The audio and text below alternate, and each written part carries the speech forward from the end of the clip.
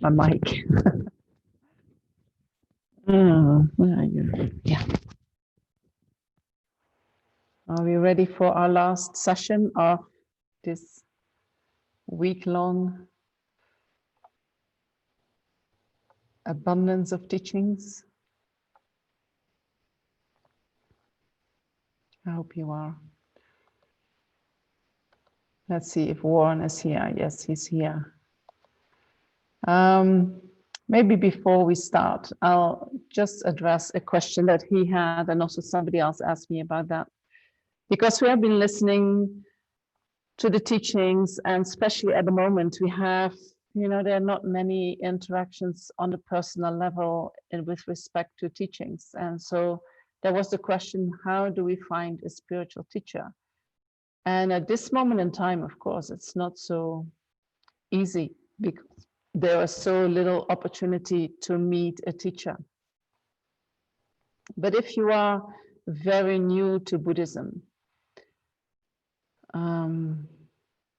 so what I personally believe is that your inner wisdom, the imprints from previous lives will take you to your teacher, will somehow show you the way, So there are several traditions in Buddhism, like the Kagyu tradition and the Nyingma tradition and the Sakya, and then these teachings are coming from the Gelugpa tradition. And you need to find, first of all, the teachings that resonate with you. You can read books, or you go online and you watch videos, and some people, they feel like, I'm a Kagyu, I'm definitely a Kagyu person, because when these teachers are talking, I feel it resonating in my body, in my heart. I immediately get it. So that can show that you have practiced in these kind of lineages before. So you can also talk to your inner wisdom and say, I really would like to connect with a teacher. What do I need to do in order to make that connection? And in order to connect, we do need some merit. We do need to be ready and have the merit to be able to meet a teacher, so that you can prepare yourself, right? You have to do, somehow purify your mind, in the sense that you can stop creating negative actions, you can start engaging in positive actions, you can try to address the delusions that arise in the mind, you can look into the motivation that motivates you through the day. And by doing that, you make every day, at the end of the day, you make aspirational prayers that you may meet your teacher. And then you go from there, let it happen. That's all I can say, let it happen, and let the teachings take you to the teacher, and let your own karma take you to the teacher. And what is a good teacher for you might be not a good teacher for your neighbor. Sometimes I hear people and I think, I really don't get it. Or, so when I was not yet a nun, I went to a Nyingma Gompa, and I sat in the teachings there. And I felt, these are different people. I felt, not that they were unkind, or no, all kind people, but I didn't have that connection. And I went to a Kagyu Gompa, and I do have a strong connection there. On the level of my gut, I make the connection with these students, and I'm sure I had a lot of teachings from the Kagyu tradition in my past life. But in this life, somehow, I started here at Tushita, so I started in the Gelugpa tradition, and what I appreciate in the Gelugpa compared to the Kagyu is the level of study, and not that I like to study, but I do like to understand. And so they come with a lot of reasoning and a lot of explanations, and somehow that resonated with me. And I feel in this life, I had to do the study to help me clear up my own disturbing emotions. And, you know, maybe, I mean, actually last year I tried to attend teachings from a Kagyu teacher because I thought I want to reconnect with that, you know. And then 2 days before I was going to go, something happened, and it was very clear that no need to go there. So I don't know, you know, this is how I go about. And what I like about the Buddhist path is that it's different for everyone. Different for everyone. So you need to connect with your inner wisdom and let that speak and listen to that. You know, you can trust that. Is that all right, Warren? Can you do something with that? And Ostajas also had that question. So maybe you don't find that satisfying. Maybe you want me to tell you where your teacher is, but I'm also sure that you cannot, that you know that I cannot tell you. I cannot tell you. And what you can do, if you find a teacher, you know, that you feel a strong connection with, try to find where he is located, where he is living, or try to find students that are connected to him and try to get a letter to him. And even if the letter never arrives, even if the letter arrives but you can't get any answer, that already does something. Don't ask me how it works, you know.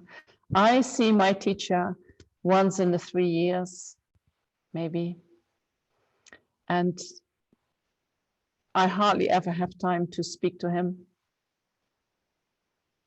Not even when I meet with him, you know, I cannot necessarily speak to him. Most of the time I can't.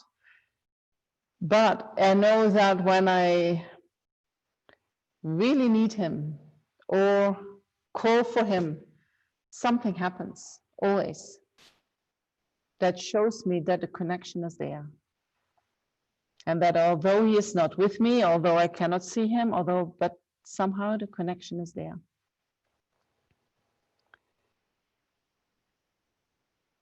All right, so that's what I'm going to say about finding a teacher. And then now we can set a good motivation for this last session. Maybe we just take a couple of moments to focus the mind.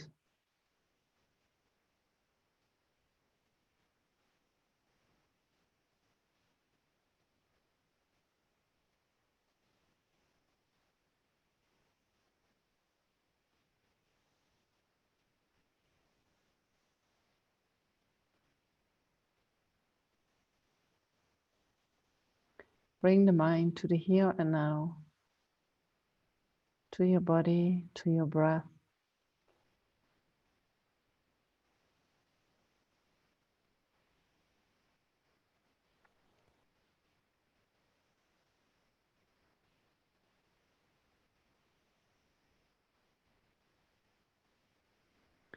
And then set a good motivation.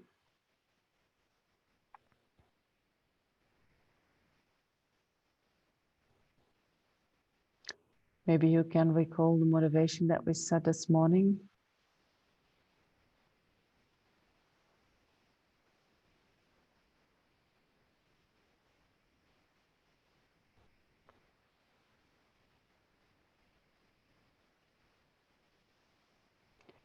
Wishing to develop our full potential of wisdom and compassion, so that we can be of greatest benefit to all sentient beings.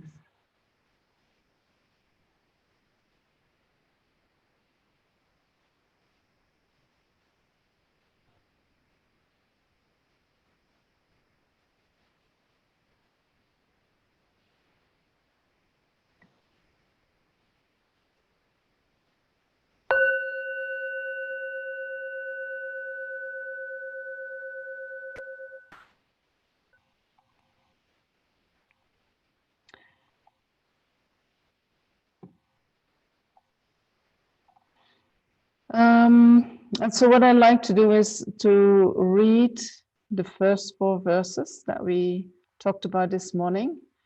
And then we go to the 5th verse for the explanation. And then after the explanation, we will have more time for answering some questions.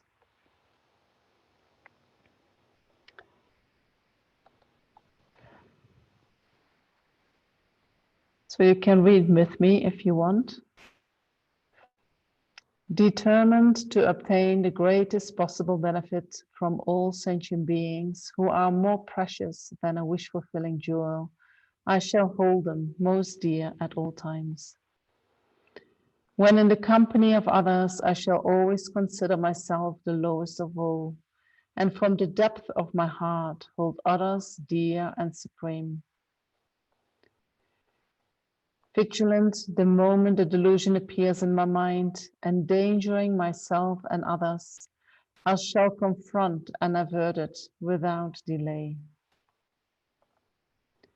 Whenever I see beings who are wicked in nature and overwhelmed by violent negative actions and suffering, I shall hold such rare ones dear, as if I had found a precious treasure. We can read the next one. When out of envy others mistreat me with abuse, insult, or the like, I shall accept defeat and offer the victory to others.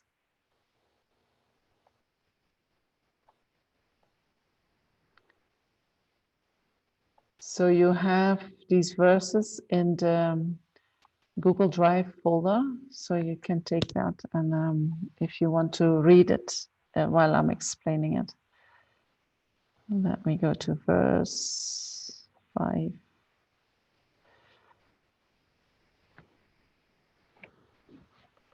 So when you read these verses, some people use that as a practice that they do every day. They read through the verses.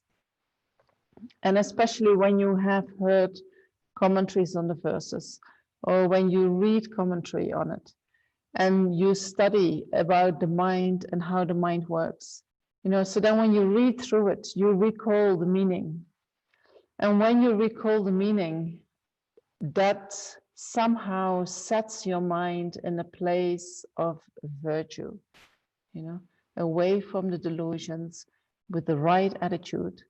And if you do that in the morning, you give yourself inspiration for going through the day with a virtuous mind as much as you can, creating not, limit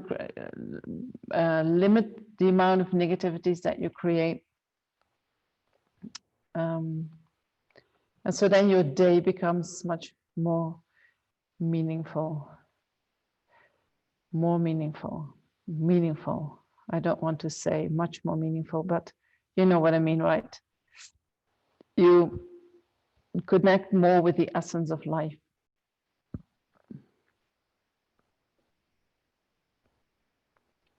So what if we meet others who out of envy mistreat us with abuse, insult, and the like? I shall accept defeat and offer the victory to others.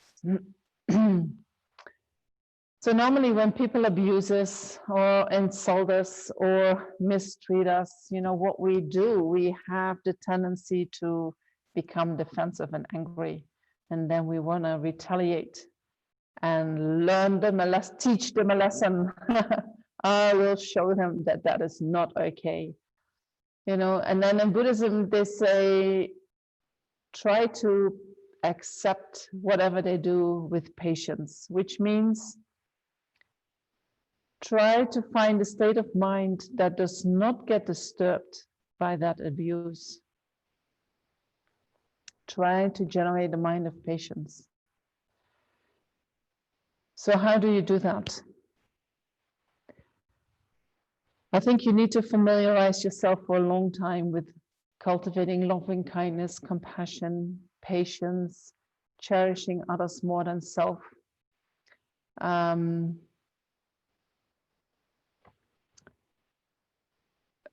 Another way that you can practice you can train your mind is putting yourself in the other person's shoes and thinking about the reason they react the way they're doing and the suffering that must be behind their way of reacting. And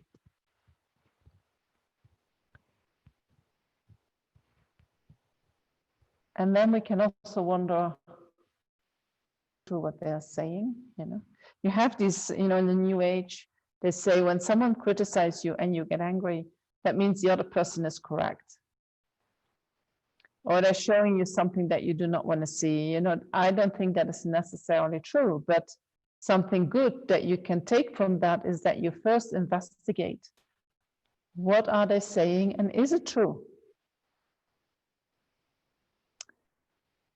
Once there was a nun, and I thought she was a bit lazy, and she was always trying to get out of jobs. And so one time I was very upset. I saw her doing it for, I don't know how many times she already had done that, and there she did it again.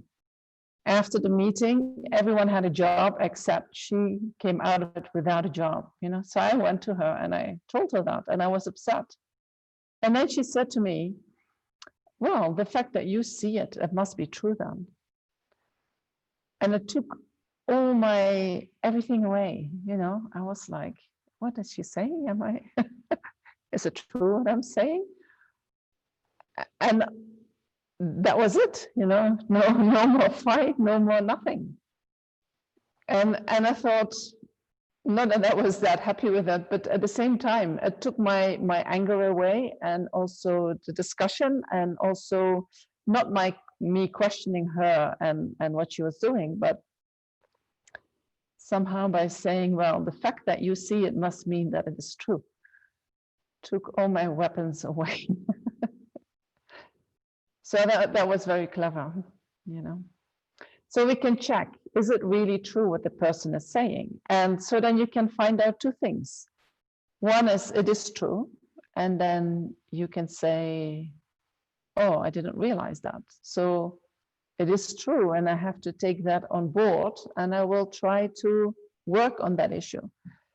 Or you come to the conclusion, no, it's really not true. I cannot find anything like that. So if it's really not true, then it doesn't have to hurt you, right? It is meaningless talk. It is some kind of projection of that other person that has no validity in who you are. So why being upset?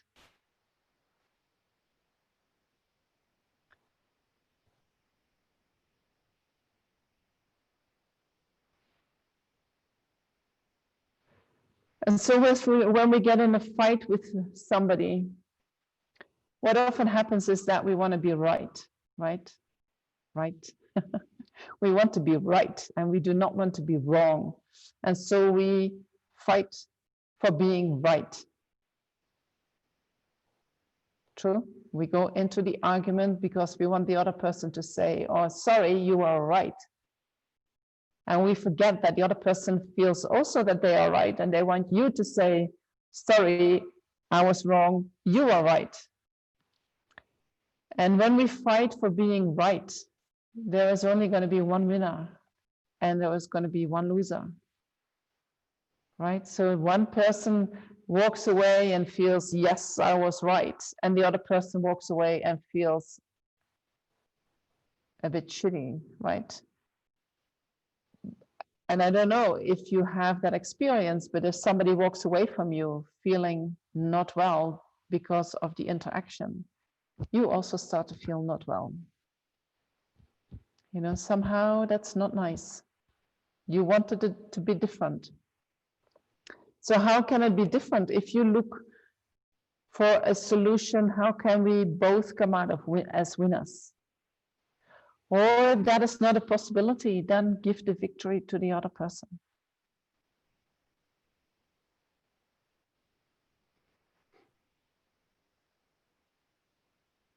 I once did that with another nun. I said, okay, you're right, I give you the victory. And she was very angry. She wanted to fight, she was like, don't do that. No, I'll give it to you. She said, I'll give it to you. I said, no, I was first. It's very childish. So what we try to find a way where the mind does not get disturbed, where we are not upset. If people abuse you, observe it with a mind that is undisturbed. You know, often when we are connected with people emotionally, we maybe like to be seen by them, we like to be heard by them, we like to be acknowledged by them. And then when they mistreat us and they don't hear us and they don't see us for who we are, we can get really upset because we have a need that we invested in the relationship. And we want that other person to fulfill that need. And it is my experience that if I have needs in the relationship, I get very upset when people don't give me what I need and they give me something else.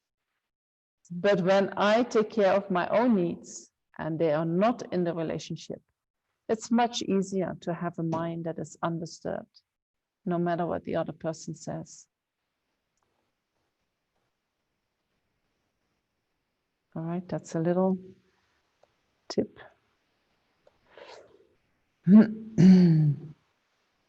Wanting to be right, you know, the one that wants to be right is anger. If you want to be right, your anger is somewhere hiding. Or maybe it's very obvious. But the wish to be right, believing you are right and wanting to get it, that is coming from anger.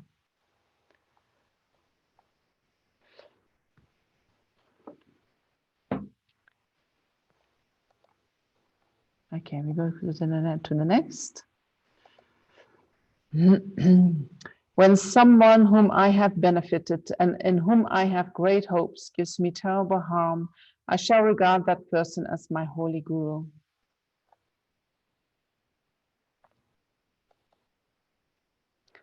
So do you have that experience where somebody that you place great trust in harms you deeply, and that you feel that if somebody else had said that to you, you wouldn't feel so hurt, but because that person said that to you, you feel deeply hurt, much more than if anybody else had said that to you. So then we say, I will regard that person as my holy guru, or I will practice seeing that person as my teacher.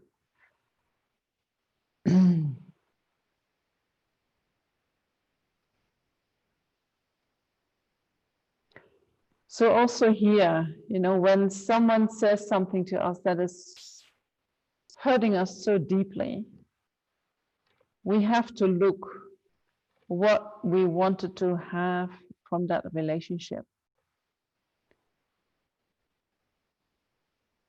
Because the fact that we feel hurt is often coming from a need, and that need is not met.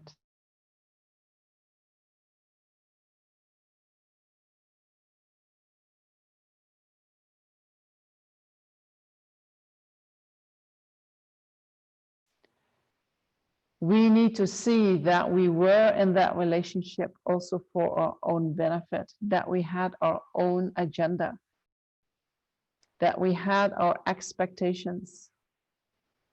I give you this, and then you have to give me that.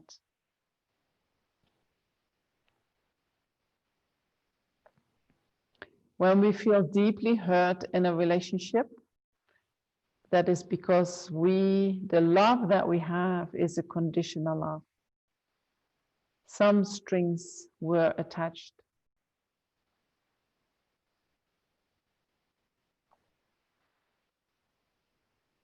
So being deeply hurt by someone gives us the opportunity to connect with unmet needs that we have. We might not know about them, They never have been very clear in the open, manifest for us. And due to this experience, they become manifest. What a wonderful opportunity to learn. Because in healing that hurt, in being with the painful feelings, in listening to your needs, in finding ways to give yourself what you need, you learn so much about yourself. And you can develop so many positive qualities in relation to yourself, but also that you can use in relation to others. Sometimes we can feel so deeply hurt that we work on that for 20 years, for 30 years, you know. But in these years, you learn so much, and you learn something that you will not be able to learn without that hurt.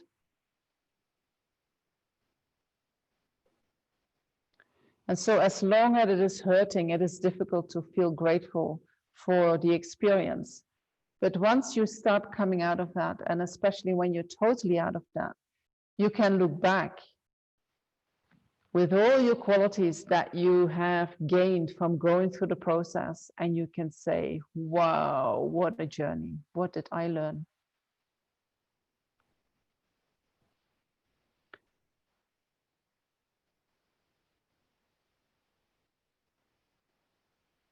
All right, let me have a look what Isabel says.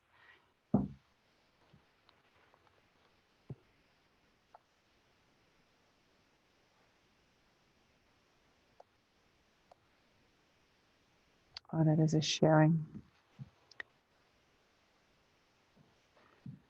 Thank you. The verse number 7. I have to put it up. Verse number. Share the screen.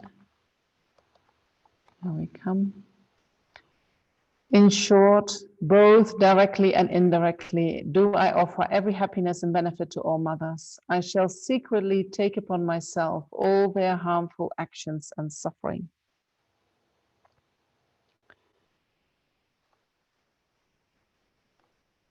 So do you remember that practice?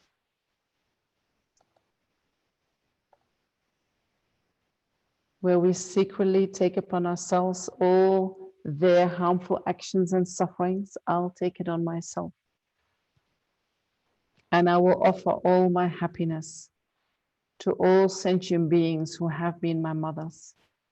So this verse 7 talks about the practice of Tonglen, the practice that we have done in the meditation from this session and from the last session yesterday. The practice of taking and giving. The practice of taking and giving is we first take the suffering of sentient beings, first ourselves, then our loved ones, then those we have trouble with, and then all other sentient beings. And sometimes they change these last two, you know, so they say you start with yourself and then all the people that you love, that you feel close to, then those that you are indifferent towards, and then the ones that you have difficulty with. All right, so the practice of taking and giving is that we start with taking in the suffering and all the causes of suffering. I'll take that on myself, and then we give away all our happiness, which is all our roots of virtue, which is the result of our positive actions, all our happy feelings, all our wealth. We give it to them in the form of white light, and then we let that white light transform into whatever they need.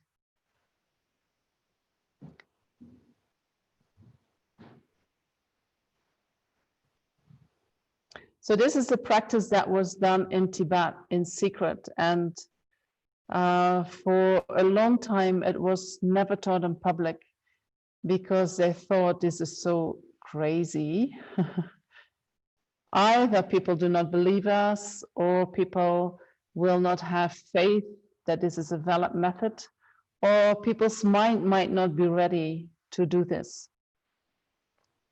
And if we look into the mechanic, it's almost the method that is used. It is totally opposite of what we do when we act out of the 8 worldly dharmas, when we act emotionally without any reasoning, you know, just because we like it. So the taking and giving is totally opposite. Normally, when we have pleasure arising, we grasp with attachment and we want to hold on to that. We want to separate from that. You know, I don't want that. Taking and giving is changing that. We say, give me the suffering and I'll give you all my happiness.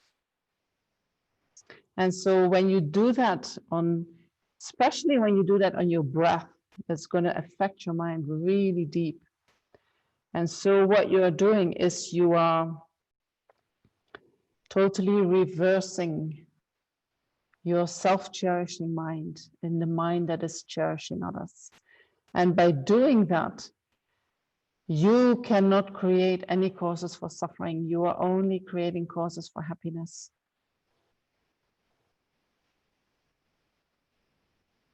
I find it quite genius, you know, if you really see what they're doing. And I also find that if you start saying, give me the suffering, I'll take it upon myself. You know, that a lot of this, I mean, I actually get always good feelings when I do that. I don't know, what about you? You know, but I start feeling good. I start feeling somehow relieved. I start feeling, I don't know, confident and courageous. And I've never felt anything negative doing this kind of practice. So I think this is extremely profound to practice in this way. It's very effective. I know one professor in Brisbane, I'm not sure if he's still alive because he was already in his 70s when I met him. And he was very interested in the functions of the brain, you know, and especially people who meditate and how do they use their 2 parts of the brain, how do they work together. And so we at Chenrezig Institute, we were part of some of his experiments. And then he talked about the practice of Tonglen, and he said that somebody taught him that. And that normally he had this burning feeling in his stomach. And he started to do this practice. And he had been suffering from that for years, 20 years, 30 years, I don't know, many, many years. And then within a couple of weeks, he could feel that it was going down, down, down, down. And then he was so enthusiastic about the practice that when he would go somewhere and lecture the people on the neuroscience of the brain, he would start teaching this practice, you know, and he would teach it to everyone who would come and listen to him I'm not sure, he was not I think he was a neuroscientist, something like that. So, and he didn't know much more about the Dharma, just this one. So I would encourage you to try it out. I mean, we're already trying it out, right? But practice it more, especially when you feel down, when you feel unhappy about something, you know, sit down and think, I'm not the only one. Yes, I'm feeling the suffering, but I'm gonna sit with it and I'll take it in. I'll breathe it in. It already has arrived anyway, no? So I can just as well breathe it in even more. And then I think about all those who have similar problems, and I also breathe in that. And with doing this, I pray that they will all be relieved from their suffering. And then I breathe out happiness to myself and to all the others who had this problem. And see what happens.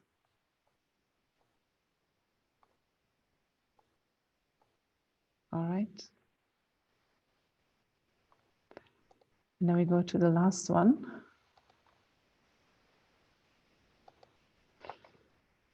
Undefiled by the stains of the superstitions of the 8 worldly concerns, may I, by perceiving all phenomena as illusory, be released from the bondage of attachment.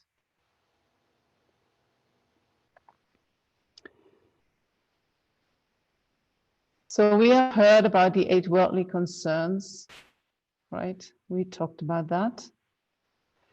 And so this is talking about developing a state where we do not have the stains connected to the superstitions of the 8 worldly dharmas, where we are free from the 8 worldly dharmas. And then by perceiving all phenomena as illusory, be released from the bondage of attachment. So what they say is that the first 7 verses is talking about developing conventional bodhicitta. Conventional bodhicitta means the bodhicitta that I have before, no, not before. There's the conventional bodhicitta that I have outside of realizing emptiness. And also before I have realized emptiness directly. So that is related to sentient beings that are here in my life with me, that I meet as another human beings and I practice in relation to them. This verse is about realizing ultimate bodhicitta, which is realizing the nature of all phenomena with the motivation of realizing that for the benefit of all sentient beings.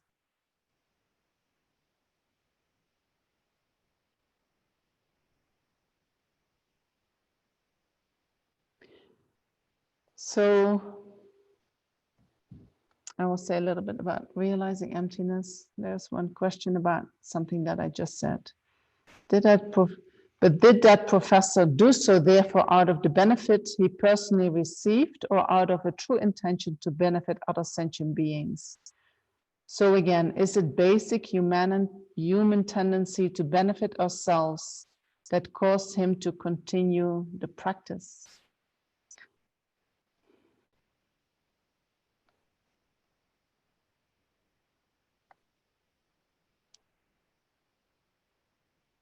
I'm not sure why you heard that that person is talking, the professor did that to benefit others, to benefit himself. You know, I do not really understand where you heard that.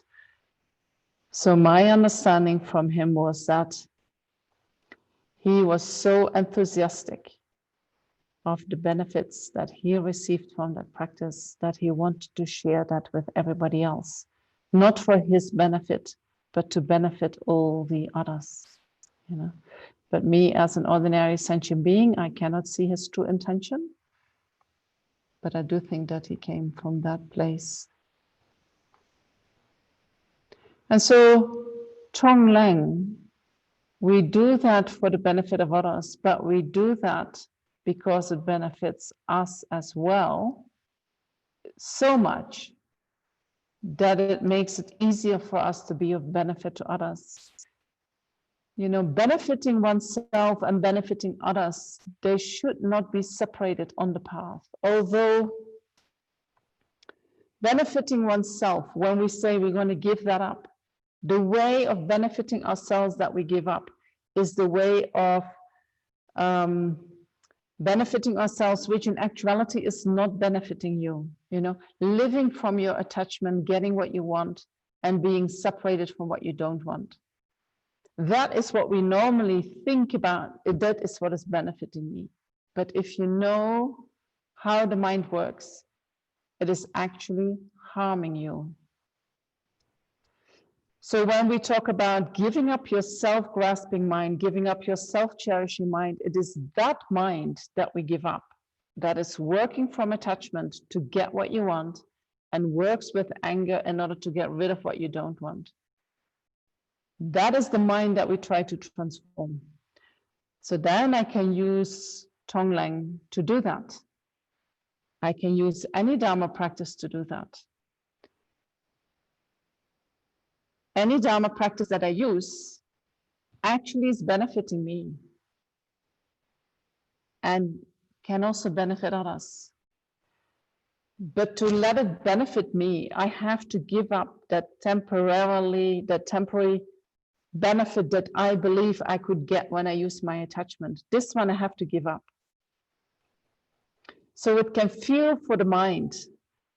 I have to give up my self-cherishing. I have to give up my self-grasping. And yes, we have to give that up. But we don't have to give up benefiting ourselves. You know, we are looking for an other way of benefiting ourselves, which actually brings real benefit.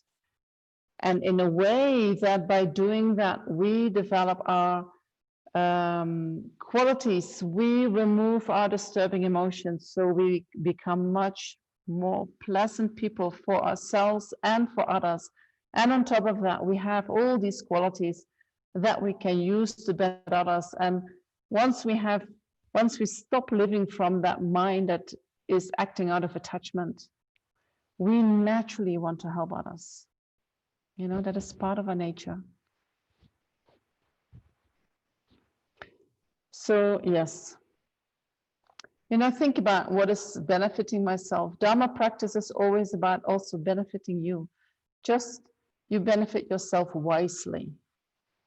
You know, you do that with wisdom, and you do that in a way that it gives you short-term and long-term happiness, so that all the happiness that can be achieved is in line with your actions. When we act out of self-grasping, out of attachment and aversion, that is totally out of line with becoming a Buddha. The opposite.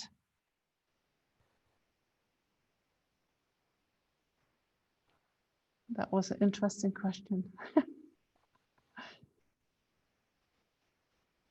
And Paula says, sometimes when I do Tonglen, when I visualize the white light going out to others, I have the same feeling of being moved to tears that you can get from a beautiful piece of music or art.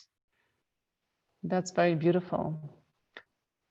And I think when you say it like that, you can see that the compassion and the loving kindness that we practice, it is a practice, it is an activity. It is not something that spontaneously arises in the mind. It is something that we can, it is an energy that we can direct towards something. It is a beautiful energy that we can direct. And so when we do that, something really moves in the heart. And I think when we develop loving kindness and compassion, we feel it is a beautiful feeling. You know, it is not a painful feeling. It is not a miserable feeling. It is a beautiful feeling. So we have some misconceptions about that, right? So we have to keep asking questions and try to remove these misconceptions.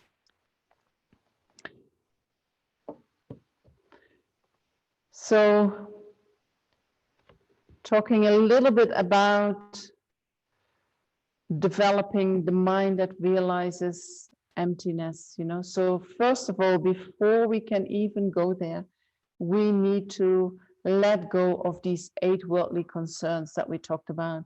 We need to let go of that attitude that wishes just happiness for oneself alone and tries to find that by using attachment, by following pleasant feelings with attachment, by going after the sense pleasures, by, you know, wanting to have a good reputation, wanting to hear nice sounds. You know, we went through all of that, and tries to be free of suffering by avoiding the four worldly concerns that are related to displeasure. So first we need to generate the mind that turns away from that. And we do that by meditating on impermanence. The more we realize the nature of our existence, the nature of our body, that one day it will be gone, the more we turn away automatically from the eight worldly dharmas. And then when we turn away from the eight worldly dharmas, our mind will be less occupied by the disturbing emotions. So we have more space in the mind, and the mind will become more clear. Therefore, we will be more able to practice concentration. We will be more able to analyze the nature of reality. We will be more able to think about how things appear to us as being inherently existent, as being truly existent, as being existing in the way they appear to us. And we can see that, we can think about how they appear to us and why they cannot exist in the way they appear to us. And from that, we can generate a conception that understands the lack of inherent existence. And once we have that intellectual understanding in a way that we know exactly how things do not exist, we see it very clear, with certainty, but still conceptual. Then we use our concentration to meditate upon that.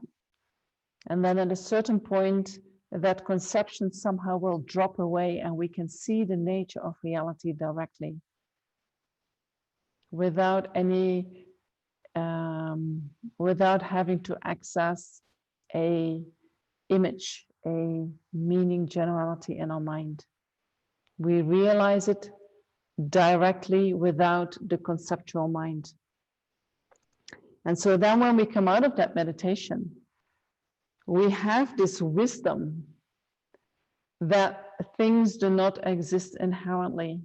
And that wisdom is so strong that it will shine through whatever we see, hear, and we, from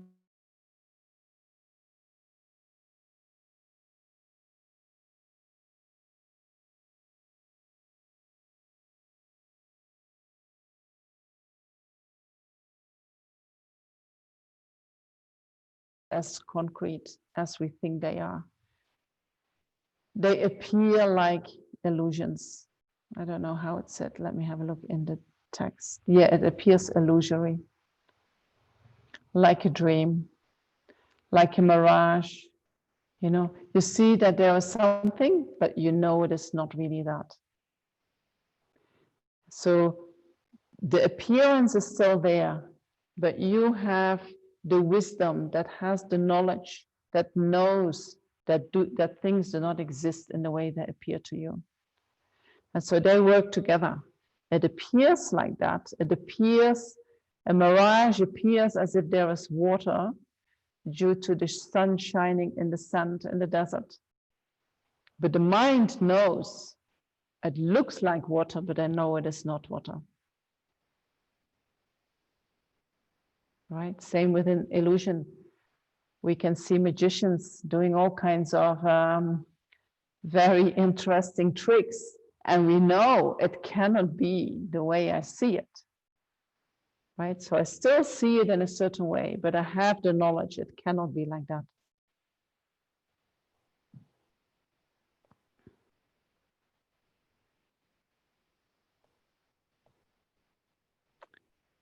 So that is what we realize. And once we realize that,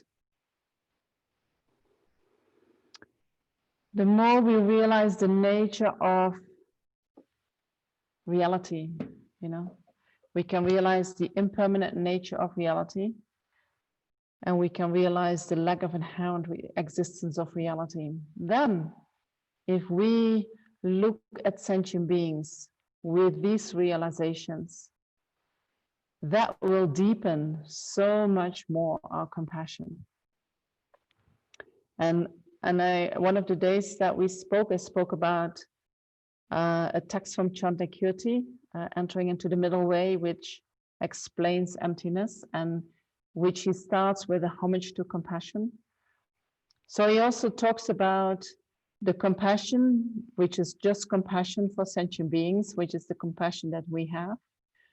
And then he says you can deepen that compassion once you realize impermanence.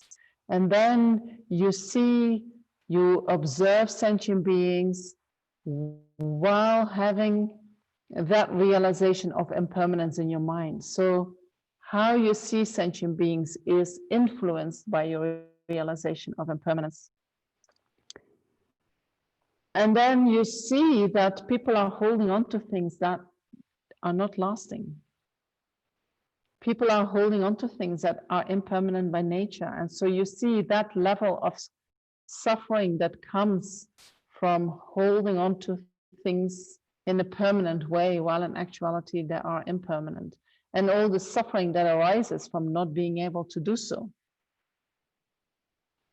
And then a deeper level of compassion is once we realize emptiness.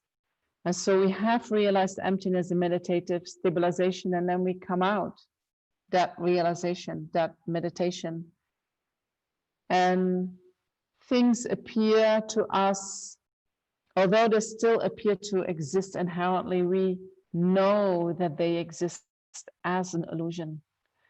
And then we see even more that all the suffering that sentient beings are going through from holding on to who they are, from holding on to how things are, there is no need for that. No need. No need. If we all would realize the nature of reality, all that suffering that arises in dependence upon grasping at self would all be gone. You know, because we all have that potential. And the only reason why we create that suffering for ourselves is because we believe in what we see.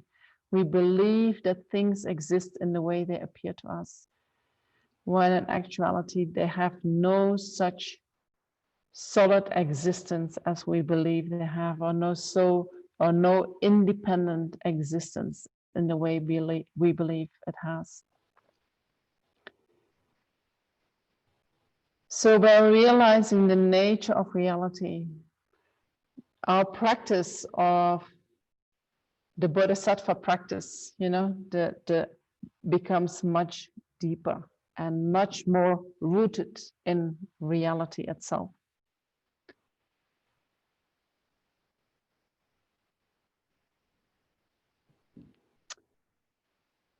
Okay. Can we talk? Someone wants to talk. Yes, you can. Graciela, would you like to talk? I can ask Felipe to turn on your mic. I can. Okay. Go ahead. Oh, Felipe, can you please turn on the mic from Graciela? I did, but she muted herself again, Graciela. Oh. So you go. Oh, can you hear me? Yes. Oh, wow. It's amazing to be able to talk. Thank you. You had talked about healthy renunciation at some point, and I just wonder whether you could say a little more about that. Renunciation. Healthy renunciation. Yeah. I can't remember where I said that. Healthy. Yeah. And the other question I have. I remember. Yes, I can say something. So renunciation, what it really means is that we renounce the sufferings from samsara. which means we renounce the suffering of suffering, and we renounce the suffering of change and the suffering of conditioned existence. So when you renounce, you turn away from these sufferings. You say, I stop creating the causes for these sufferings, and I start doing the practices that help me to develop the opposite of that. So I stop engaging in negative actions. I stop hanging on to the pleasures that I have, and I start contemplating the nature of existence. And normally, the beings who renounce, they contemplate the 12 links of interdependent arising. And then in dependence on that, they go on to develop concentration and develop the realization of emptiness, which will help them to be liberated from samsara. So what we sometimes do when we hear about renunciation, if you do not have a deep enough understanding, then what the teachers say, you want to renounce the suffering, right? So because we have been going around again and again and again, and we have been suffering all that time, and so you want to renounce the suffering. And so then what I see that many people do is they renounce the suffering of suffering. They say, I don't want to experience that suffering anymore that comes from being in a relationship. I do not want to experience the suffering anymore that comes from, I don't know, having to perform again and again, and having to become, you know, I don't know, in many professions, they ask that you keep educating yourself, keep improving yourself, become better, better, better. And you feel that I don't want to do that anymore. I want to, you know, it's too stressful for me. I want to renounce that. And so you turn away from these activities, but you still engage in the same actions as that you did before, right? So that's not really renunciation, no? You just say, I do not want to experience the negative aspects of life anymore, and I turn away from that. I renounce that. That's not healthy renunciation. So you have to look at your actions, and you have to change your actions, and you have to look at your conditioning, and you need to change your condition, you know, to free yourself from the conditioning, stop believing in the conditioning. That is healthy renunciation. Is that all right? Does it make sense? Yes, yes. I think it's a new, it's new for me. I will think about it. I think it's really important. May I ask one more question? Okay. Excuse me. You know, my patterns are about fear and distrust, Yes. and I'd like to. I'm very well practiced in that, and so I'd like to be able to develop the opposite of that. And I wondered, in the context of the fearless heart, if you could say something about that. So if you're very practiced in fear, first of all, fear is a result of negative actions, right? So what you can say is, okay, so I must have done negative actions that are causing this fear to arise in this life. So you're going to do purification practices, and I promise that I say a little bit about that today, how you can do that.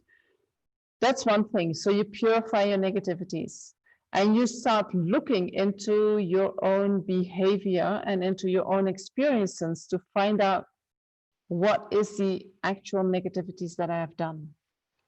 Yeah. And then you can also say fear has to do with I, with how you grasp at the I, at the self. And so when fear arises as a result of negativities, then your self-grasping mind can reinforce that fear by grasping at the self. So you can also reflect on emptiness, that self doesn't exist in the way it appears, right? So you use the techniques that are given by emptiness. And then on top of that, I would say, you also need to acknowledge how you suffer from that fear. And then sit with yourself and practice the things that we talked about in terms of self-compassion. You know, the meditation that we did yesterday afternoon, where you let the fear arise and then you say, I'm going to be very kind and loving towards that person that is so suffering from the fear. And no matter what you have done in order to create that, I'm going to forgive you that, you know. I'm going to love myself totally in the way I am. No expectations. And if you can let go of all the expectations of yourself, then you also won't project so many expectations towards others. And then they cannot disappoint you so much anymore. And then you might develop a lot of trust in yourself, right? And then you're not so dependent upon trusting others. You trust yourself. And you know that others, they don't have a stable mind, you know. Sometimes they're there for you, sometimes they're not there for you. But you don't have to make that a thing that, oh, I can't trust them. No, you trust yourself. You're there for yourself all the time. And they are sometimes there, sometimes not there. Beautiful. That's beautiful. Okay, cool. Before we go further, there was Emilio. Are you still here, Emilio? You had a question in the last session and I asked you to hold on to this session. Do you still have a question or have they been answered in the meantime?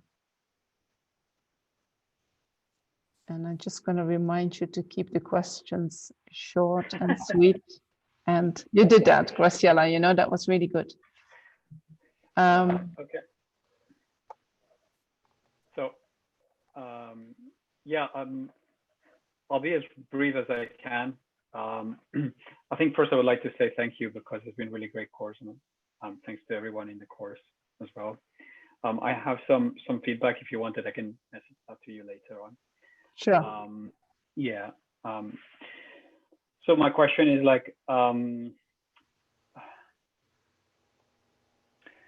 think you perhaps have answered that, but my thinking is like, if the ultimate reality of our mind is the same for everybody, does it actually matter where we wish well for ourselves or wish well for others? Because really wishing well in the depth of that wishful thinking is wishing good for just wishing good for that, which is the same for all of us.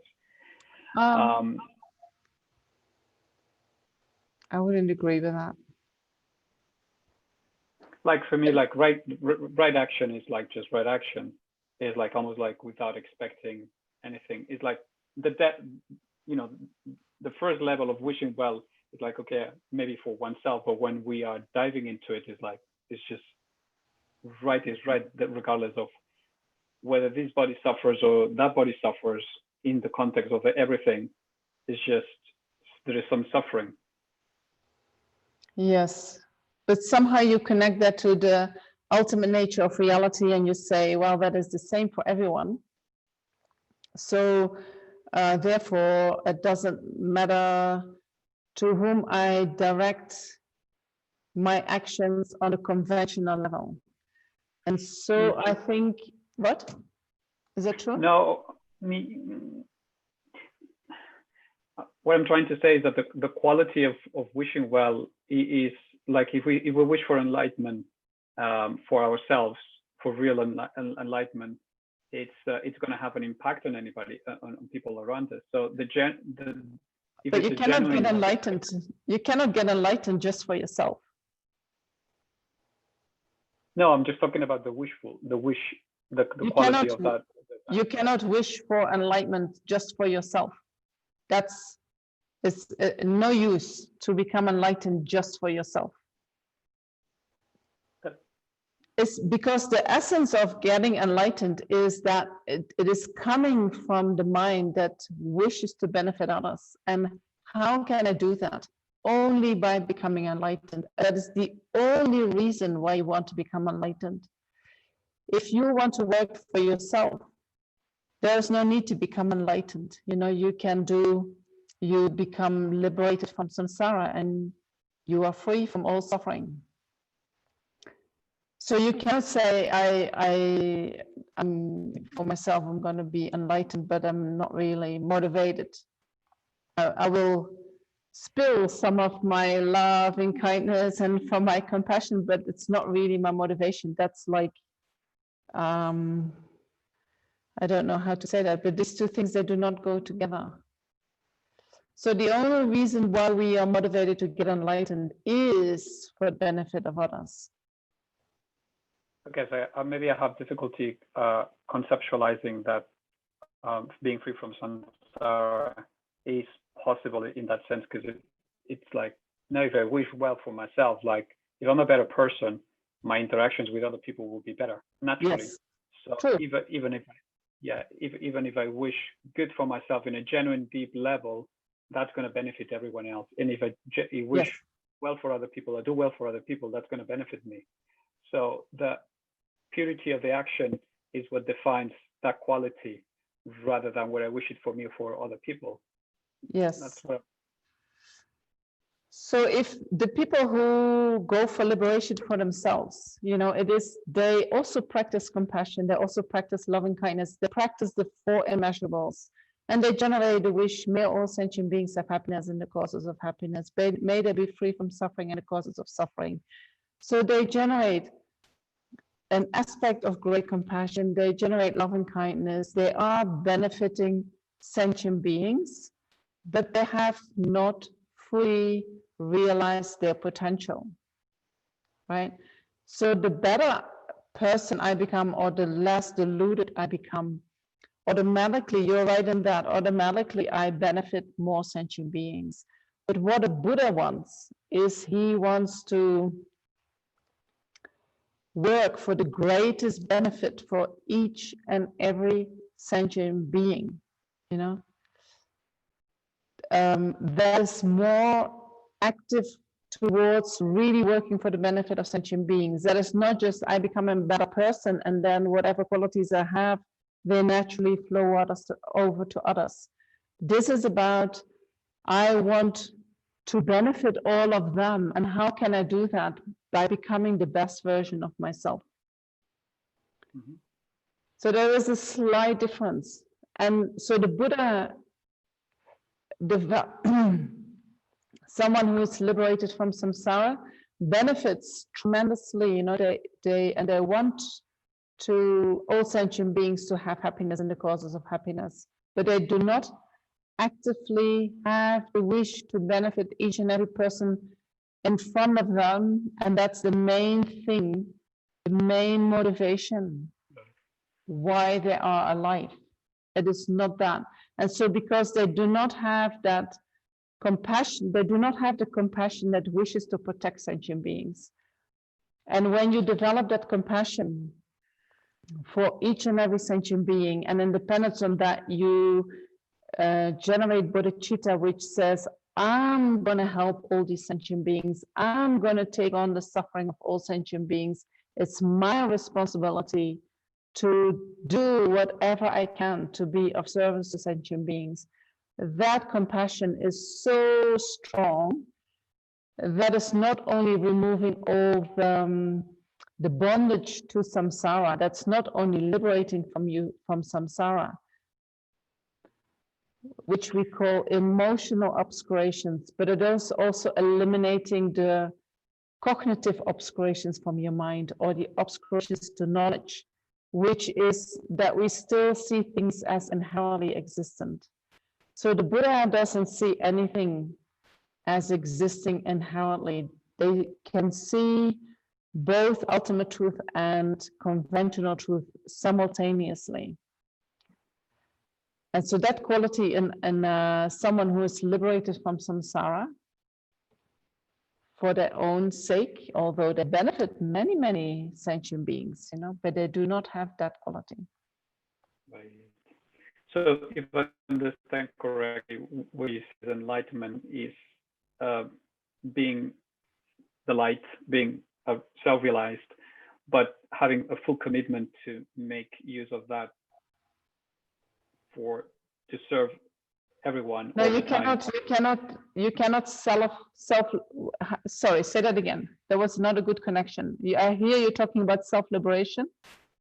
No, what I'm trying to say is that, so understand, I think that was helpful for me to understand that it's a step more in Yes. what you're saying about enlightenment as a way of being the light in the sense of being liberated, but being in the world, and with a full commitment to put your skills and resources to make the biggest impact we can for the benefit of everyone around us. Yeah. Yeah. Cool. Cool. Great, thank you. You're welcome. Madafji has a question. So you can fire, and after that, I will speak a little bit about purifying the mind. Okay. All right. I want to ask you a question. It's a little bit funny, but you said you'd never forget me, and you called me a girl the other day. So I was just wondering why. I remember you. I remember you, but I didn't see your face. You don't have your camera on. No, I know, because sometimes with the connections, they say to turn the camera off. So that's why I try to help with the taking the Okay, connection now off. I see you and I remember you. I'm so sorry. Yeah, it's okay. It's okay. I was just joking. You know, I wanted to just share with everybody that, you know, when I was in your class, I found that book, you know, the Golden Sutra, the Sublime Golden Light, and chapter 4, which I kept reading when I was in there in November of last year. Yes, I remember that. Yeah, and I shared it that time in your class, and also I want to share this time because that really purified me, and that put me on the projection of this path, and I've never looked back. I mean, just like when you said about the finding a guru or the lama of your teacher, and then, you know, the funny thing is, it just kept coming. People just came in my path. Monks just coming in my path to lead me to the next step and the next step and the next step and the next step. And here I am. You know, I did a 1-month retreat with Paul Yo, Nyingma School, Tantra retreat just last month. And I just keep going. But I come back to your teachings and Venerable Droma's teachings. It's phenomenal because I get new messages every time I listen to you. You know, it's the same thing, but it's a different message for me every time. Right. I just want to share that. Wonderful. That's all. Thank you. Thank you. So what, tell me how I say your name. Madhavji? Madhav. Madhav. Yeah. So what Madhav is saying, he's talking about the Golden Light Sutra. And Lama Zopa Rinpoche, he advises his students to read the Golden Light Sutra, especially when the world is in a lot of trouble. And also for your personal life, when you have a lot of obstacles, or you meet people who are jealous, or you have trouble really, having success in what you would like to do in the world. He advises to read the Golden Light Sutra. And in chapter 4 of the Golden Light Sutra is a huge confession. And when you read a confession, you purify negativities.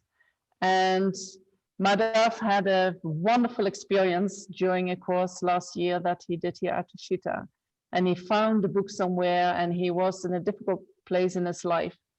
But it somehow opened up so much for him. And so he kept reading that chapter on the confession. And after that, things are just happening, isn't it? Oh, I don't, words can't describe. I can't even tell you how joyful I feel right now. From where I was, you know where I was, and now where I'm at, it's just fantastic. Yeah, it's just I don't know what to even to say. It's just joyful, you know. I rejoice. It's very wonderful. It's very wonderful. So a little bit about purification, how we do purification. So in Buddhism, we purify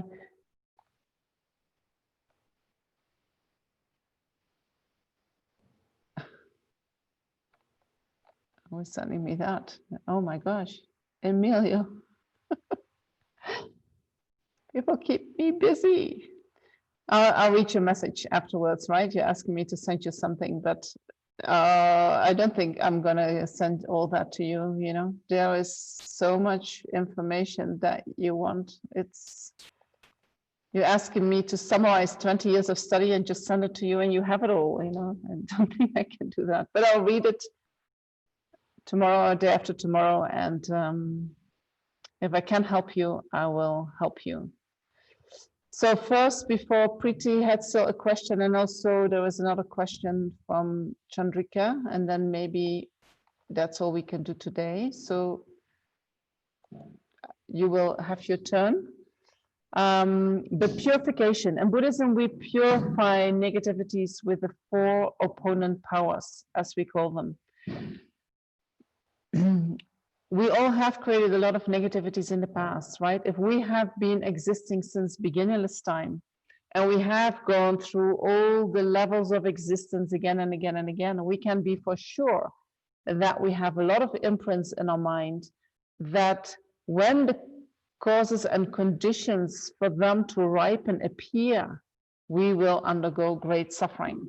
And when we experience suffering, we will not be able to progress on the path as easy as when there is no suffering.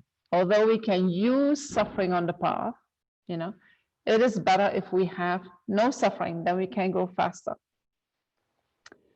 So the 4 opponent powers is that, first of all, we recall the negativities that we have done or must have done. So you can look into the experiences of your life.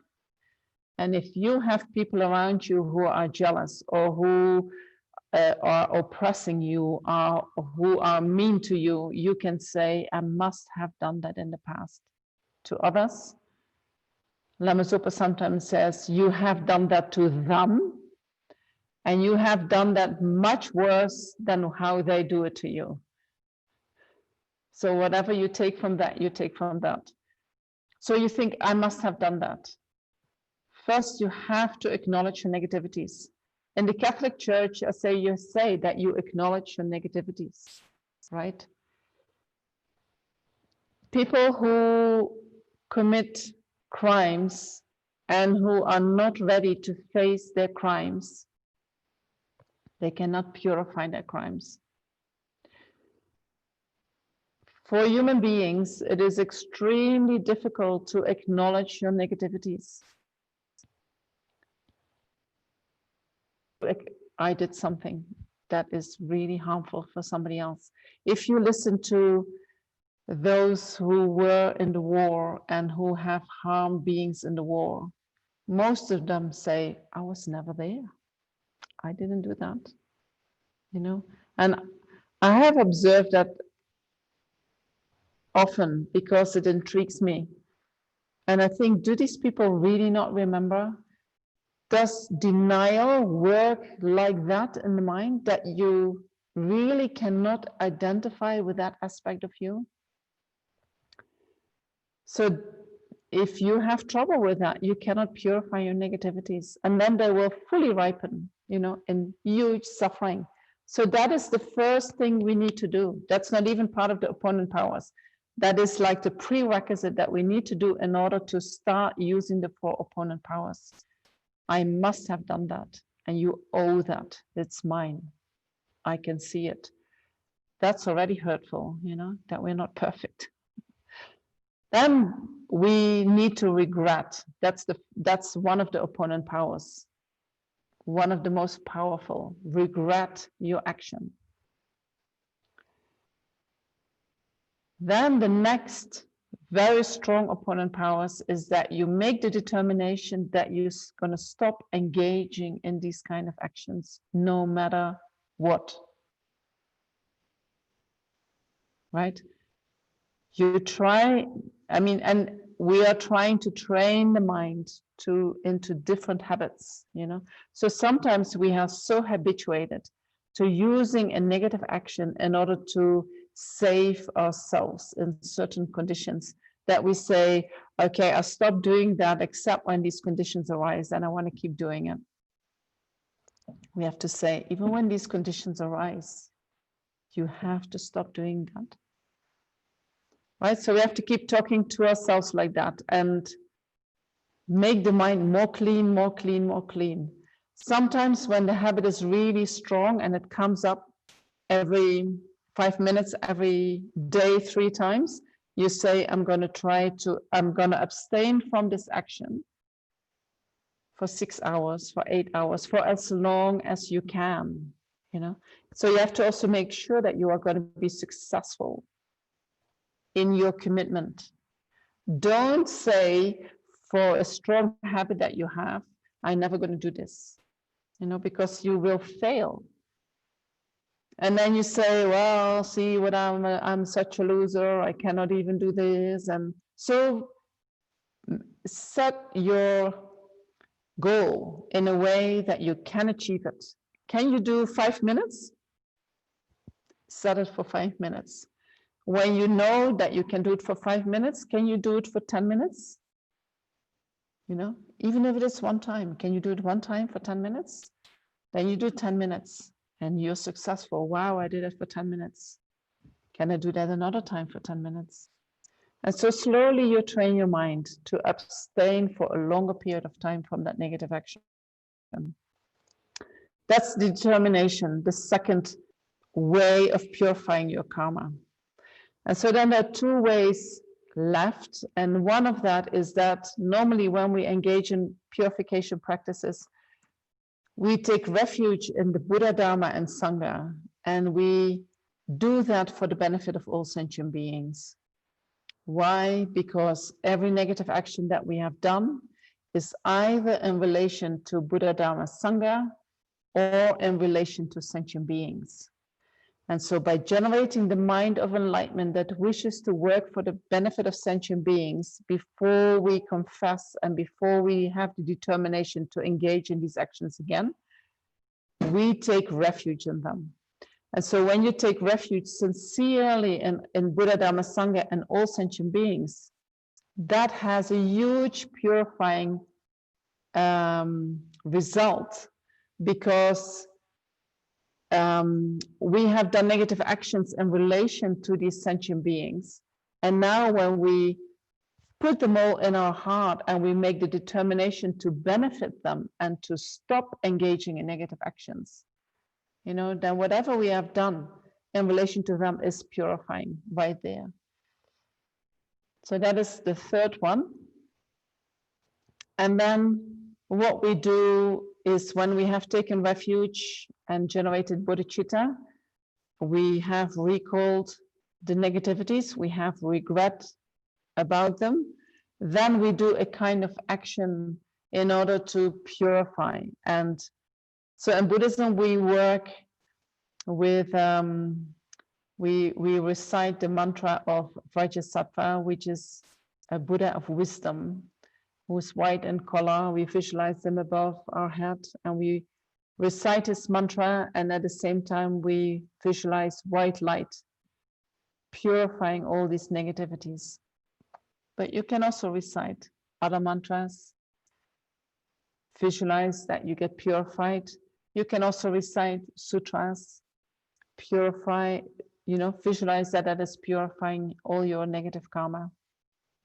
And then at the end, you do the resolution. You say, I'm not going to engage in these negative actions again. And then you can, at the end of all that, you can dedicate the merits to, you know, your own enlightenment for the benefit of all sentient beings, or for the development of your bodhicitta mind, whatever you wish for. So even if you're not a Buddhist, even if you're, you know, at the end of the day, you can sit somewhere quietly, or you, I don't know, if you're already laying in your bed, you can do it right there. And you recall all the negativities that you have done during that day. And you recall and you regret. And you make a determination to do that differently tomorrow. And then you also recall all the positive actions that you have done and all the things that you set out to do and that went well, you know, and you rejoice in that. And then you do a kind of purification practice where you can visualize a deity and recite some mantras. Make the determination for what you would like to do tomorrow or the next 5 hours or however long you want, you know, dedicate and then go to sleep. And so when you do that every night, things will change, you know.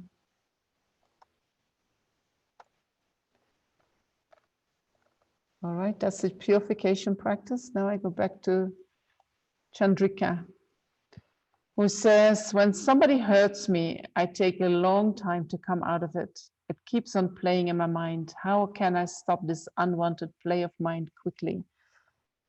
So I think the best way to do that is that instead of going over it again and again in your mind, is that you connect with the hurtful feeling that you have. And that you try to feel the feeling and feel like, where is it hurting and how does it feel? Because a feeling wants to arise in your mind and somehow you stop it. And when you stop the feeling, that doesn't mean the feeling is gone, but you somehow, your aversion keeps going over it again and again, but the feeling is not, you do not allow the feeling to totally surface so that it can dissolve back into the mind. So instead of thinking how you feel hurt, and maybe you think about what the other person has done, try to connect with, how am I feeling? How does that feel?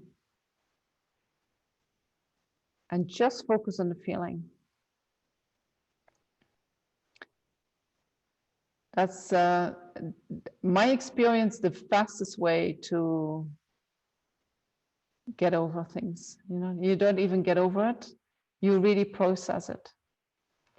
And sometimes feelings can be so hurtful, you know. Sometimes we get hurt in a, the hurt that we feel today is actually a reminder of a hurt that we received 10 years ago, or maybe even 50 years ago. And so that can make also that we find it difficult to digest. And sometimes it can take time to totally digest these hurtful feelings that you might have buried, you know, when you were a little kid. You might have pushed them away. Maybe you learned, you know, if you're a man, you learn, hey, you know, men are tough, they don't cry. But maybe there was a deep need in you that because of that wasn't seen. And girls shouldn't be so drama queens. They should just get over themselves, you know, that.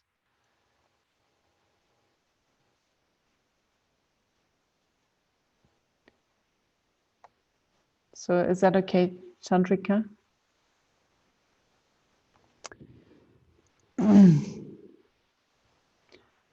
Samya asked for the Vajrasattva mantra. You mean that I write it down for you?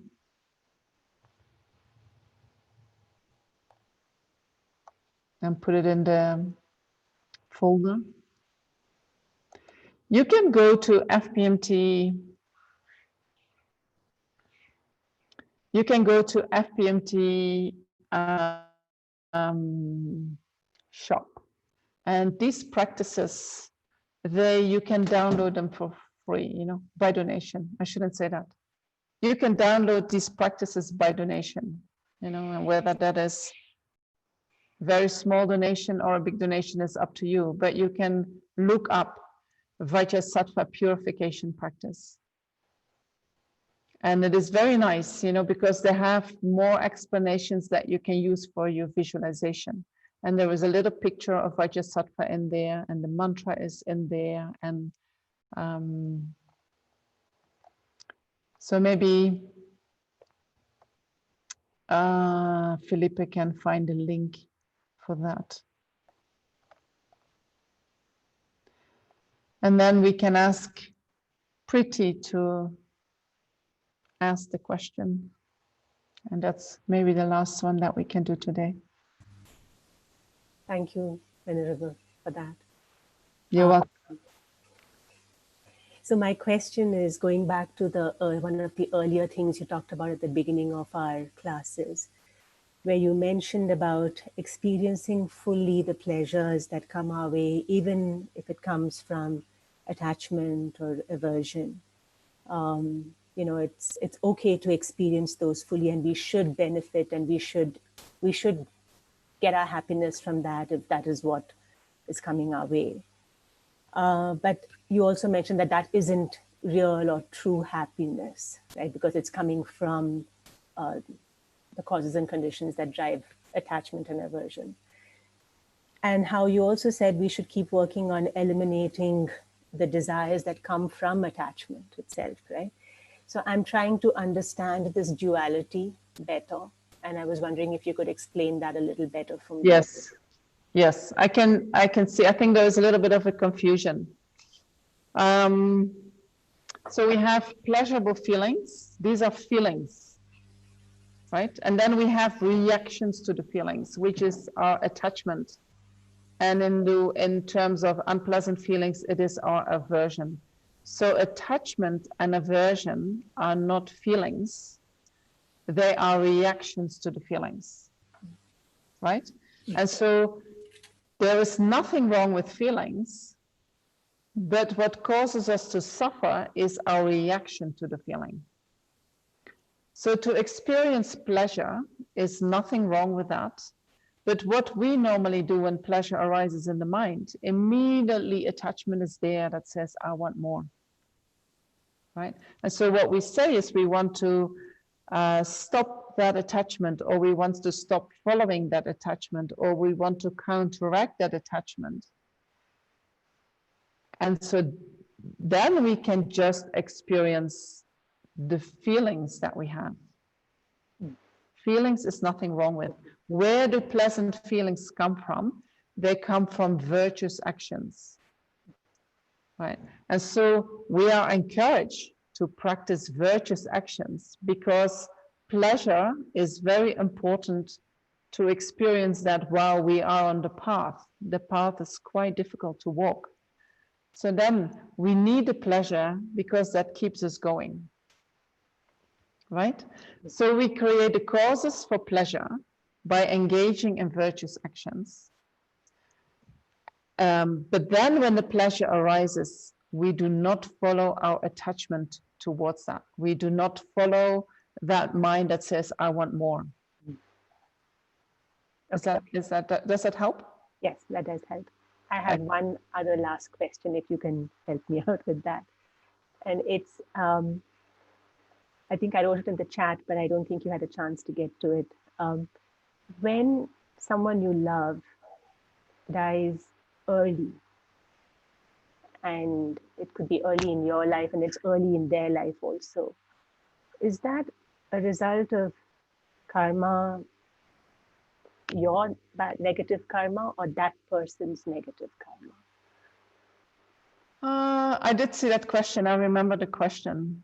And I feel, I would say it is karma. I wouldn't necessarily call it negative or positive, you know? So when you lose someone at a very early age, I would more talk in the sense that, you know, when we, especially when it is someone who's very close to us and who is normally there to fulfill our needs. And if that person very early leaves, we were not ready. Our needs were not fulfilled enough for us to feel we could let go of that person. So our attachment, which is our needs, right? Which is in itself, it is, you know, as little children, we need to develop a healthy attachment. We need to what they call safely, we need to be safely attached.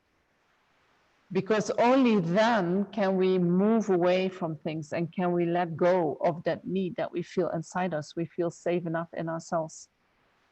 So if somebody who is caring for us dies very early, we still have needs that are attached to that person, and we feel that that person should give us that, right? And so then you feel deeply hurt. And then you hear that, oh, suffering comes from negative karma. So therefore losing that person is coming from negative karma. And then it feels a little bit like you beat yourself up, you know, that you need to have a little bit more understanding for your suffering, and that you say, well, you had these needs that were not fulfilled. And that causes a lot of hurt. And sure, that is somehow related to karma, but focus first on finding ways to give yourself what you needed from that person. And in that way you heal, you know, and then once you are healed, you can look back and say, okay, what kind of karma was that? And maybe that kind of karma, instead, you know, because you have certain needs that were not fulfilled, maybe you can use your experience in order to fulfill the needs of others, which are similar than the needs that were not fulfilled for you. You know, then so I would not apply, yes, I have said, you know, when we suffer ourselves, we can apply karma, but we shouldn't use that as a judgment or as a punishment or but more as a way to accept what happened and to take responsibility for whatever we are feeling and try to work through that, heal that, and use that for your own spiritual development. Thank you. Is that all right? Yeah, thank you. Okay, cool. Oh yeah, don't forget. It's good that I have Felipe, that I don't only have to rely on my own memory. So in these sessions today, whenever someone speaks, you are full with your image visible, right? And so for the first couple of months, these teachings will be only visible for the people who had signed up for the course, you know, but then after that, but Tushita might make them public. So if any of you feels uncomfortable being with your question in the recordings, please let us know and we cut it out, you know, so that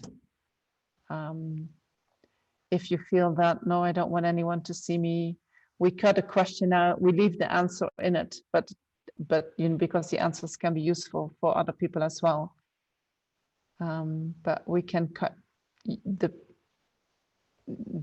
little bit where you are visible and where people can hear you ask the question, we can cut that out. All right.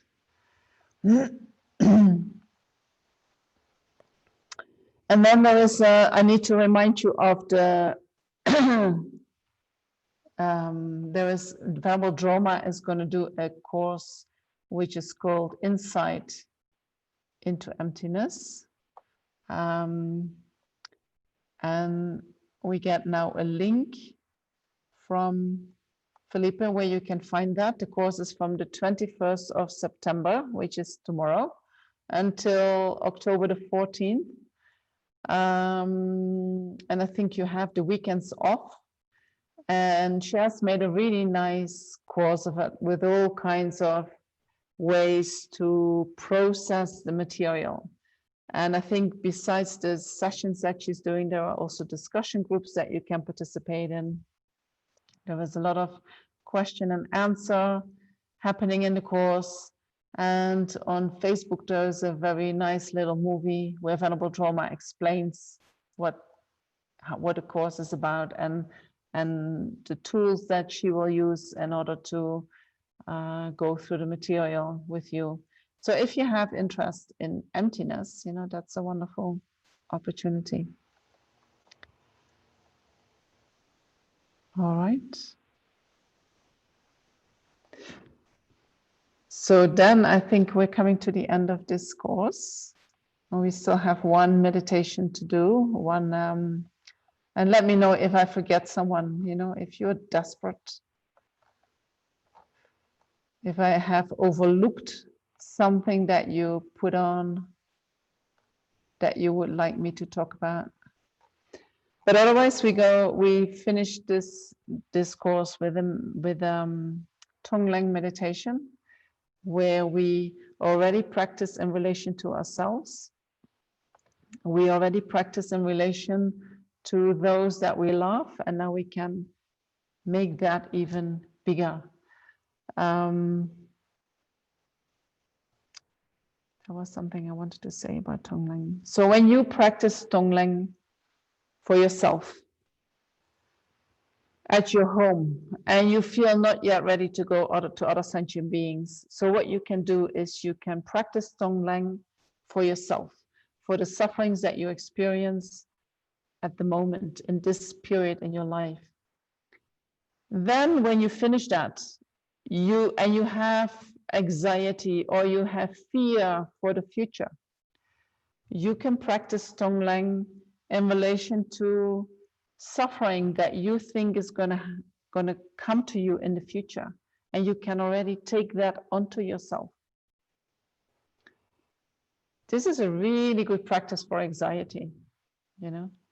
And I would say to Chandrika, you asked a question about fear, you know, anyone who's suffering from fear, whether that is for heights or for flying or for getting ill or for what is going to happen, take that onto yourself. Take it onto yourself. Visualize yourself that it is going to happen and that you are fully okay with it. You take it all on. I find that really helpful to eliminate anxiety for things that you feel might come or think that might come, and it really pacifies the mind. Then when you have done that with things that that you think might happen in the future, you could even do it. That's how I do it, right? This is not coming from the text. The teachers do talk about you can take upon yourself future suffering. They don't talk about past suffering. But I also have practiced it with past suffering. Because sometimes we have these undigested negative feelings that we could not process when we were much younger. So I take them upon myself as well. And then that child that went through these difficult experiences, I give that child all the love and the happiness that it needs, right? So you can do that. The 3 times, the suffering of the 3 times with yourself. And then you practice with others, first your loved ones. And I have heard many people who practice Tonglen with their loved ones. And they say, my mother really had less pain, or my mother was really more calm when she went to the doctor. Or, you know, when you do it in connection to somebody that you have a strong karma connection with, it affects that person. You can even do it with people that have passed away and that you think, you know, you have not such a good feeling about it. Take their suffering. Help them in that way, you know, and then give them all the happiness. And that helps, it can help them and it can give you more peace of mind. And then you go to those that the strangers, the people that you don't have a particular relationship with, and then you go to those that you don't like, and then you go to those that hurt you deeply, and you know, you extend the practice to all sentient beings. In the beginning, you visualize, you know, maybe you breathe in just the suffering, and then at a certain point you breathe out the happiness. But you can work towards that every time you breathe in, you breathe in the suffering, and when you breathe out happiness. Breathe in suffering, breathe out happiness. On the rhythm of your breath, you do the practice. And I think when you do things with your breath, you go to deeper level of your consciousness. If it's true, I don't know, you try, you know, try. I just share with you, but not everything I can find back in the books. So we have to try if it's true. All right.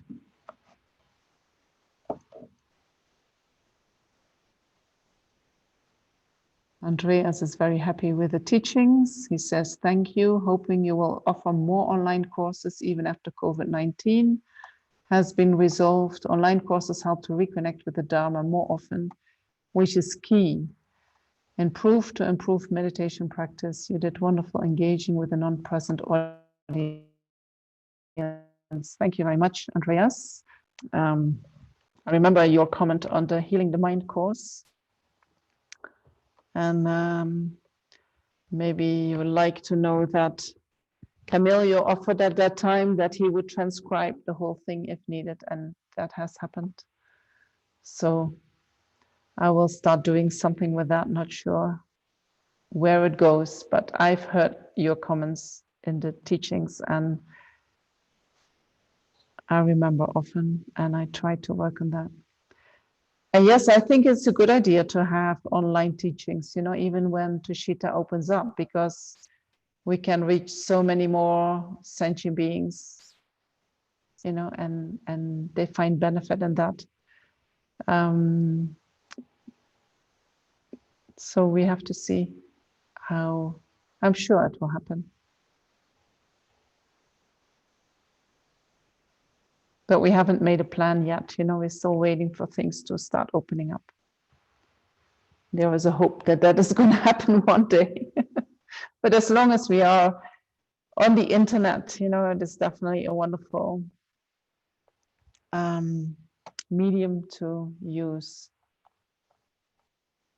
And there is another thank you from Graciela, who also loves to have online courses.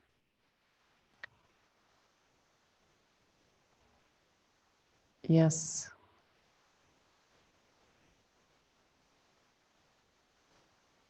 So yeah. So you can sometimes, you know, you check Tushita's website. You can, I have since short also my own website. You can, it is called LhundupJamyang.com. You can check on that what my schedule is or whether I'm doing teachings or not. This is for now, it looks like my last teachings this year, but I might at some point start doing meditations or teachings. And you can also look at Tushita's YouTube channel, and I have also a YouTube channel with teachings, so you can also look there to revisit courses that have been done in the past. More votes for online courses. Good. Let's go to our last Tonglen meditation for this time. You know, it's not just the last one that we do together. Let me say it like that. It was a joy to work with you. I'll do that laughter. Excuse me.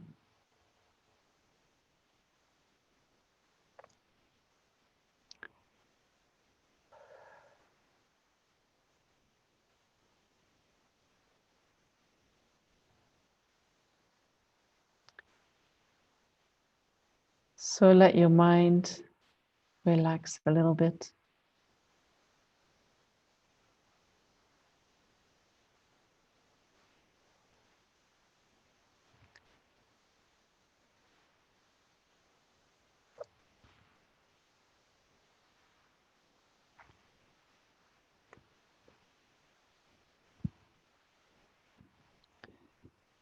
Your mind is with your body.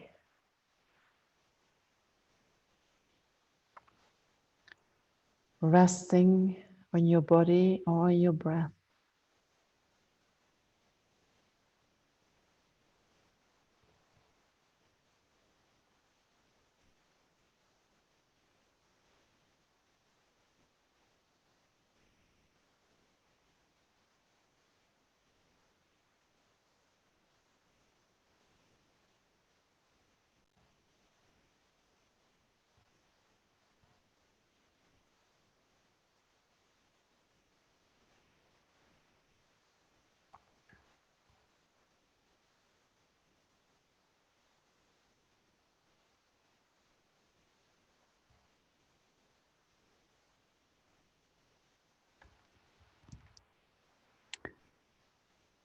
And so in this Tonglen meditation, we will start taking on the suffering of those that we love. We took care of ourselves in the previous two meditations. And although you might feel that you want to go back to that,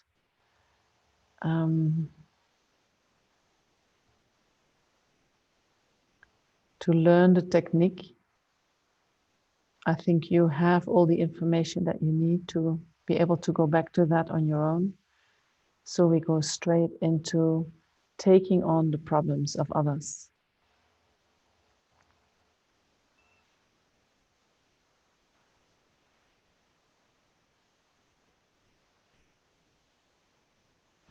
And in order to do the Tonglen, taking on problems from others, we need to recognize that all sentient beings are the same as we are, in the sense that they all want to be free of suffering. They all want to experience happiness.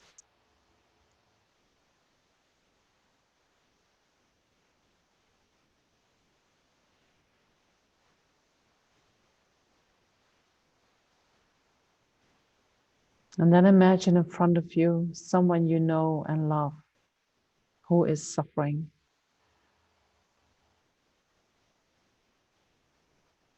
Try to imagine what they feel. Put yourself in their situation.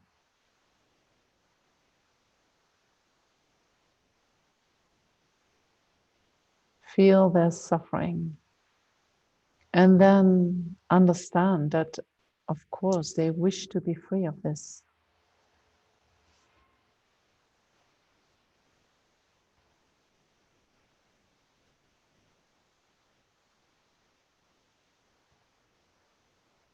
Feel how wonderful it could be if they could be free from all their suffering and problems. And then generate the courage that says, I will take that suffering upon myself.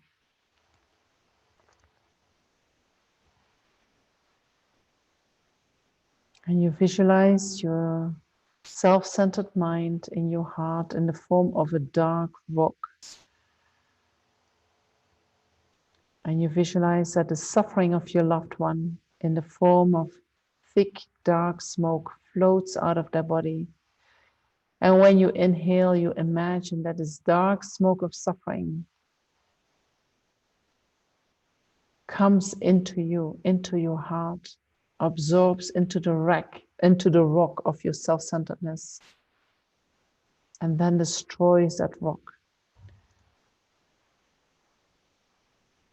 And when the rock gets destroyed, also the suffering is gone. And instead of that, the rock cracks open and light comes out.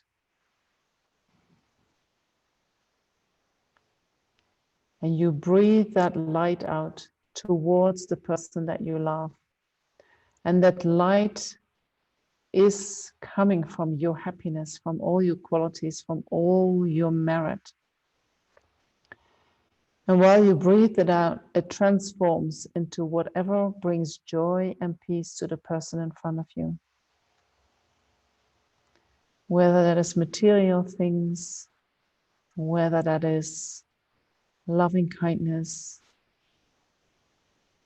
whether that is friendship, whatever they need. And you keep sending light until all their needs and wishes are fulfilled. And their mind is filled with peace, happiness, contentment.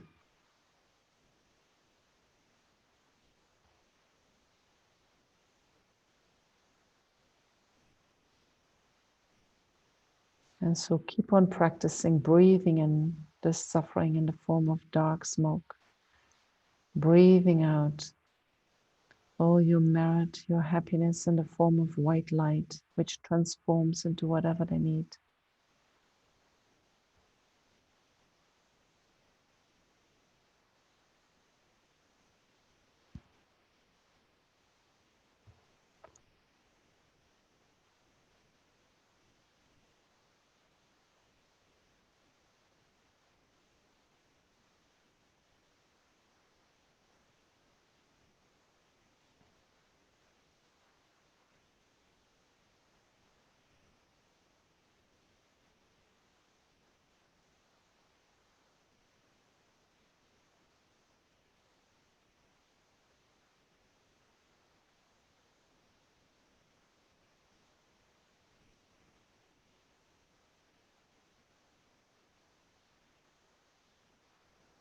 And then think how wonderful that I can do that. Help alleviate my loved ones from all their suffering in this way, bringing them all the happiness they want, they need.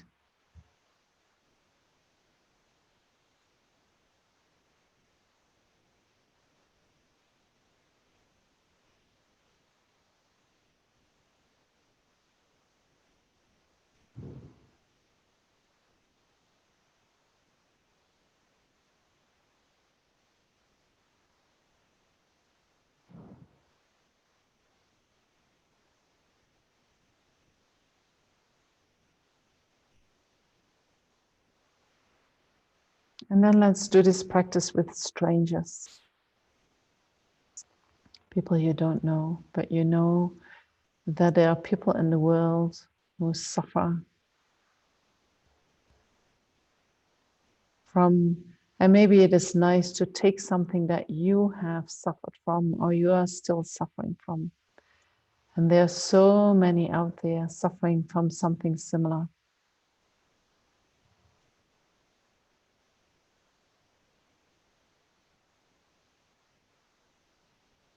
And you know how it feels to suffer in that way.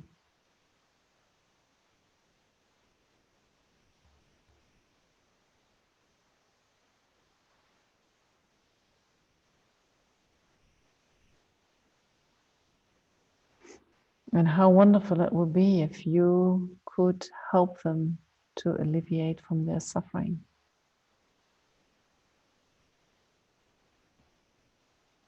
And so you visualize that you breathe in their suffering in the form of thick, dark smoke coming from their body, entering into that black rock at your heart, which then splits open, cracks open, comes out, which is your happiness, your merit, your good fortune. And that radiates out to all those who are suffering, bringing them whatever they need, transforming into whatever they need.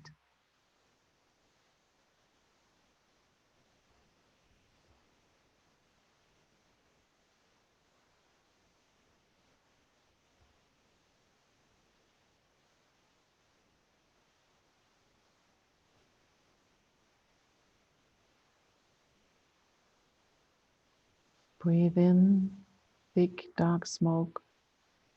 Breathe out, light, transforming in whatever is needed.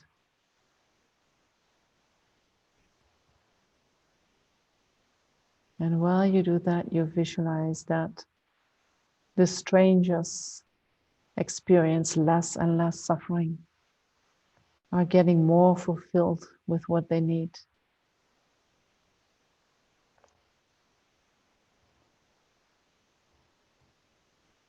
They become more happy.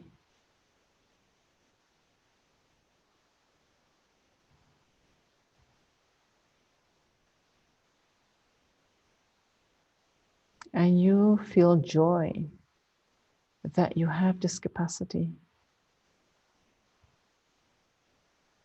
How wonderful that I can help alleviate sentient beings from all their suffering, or from this particular suffering.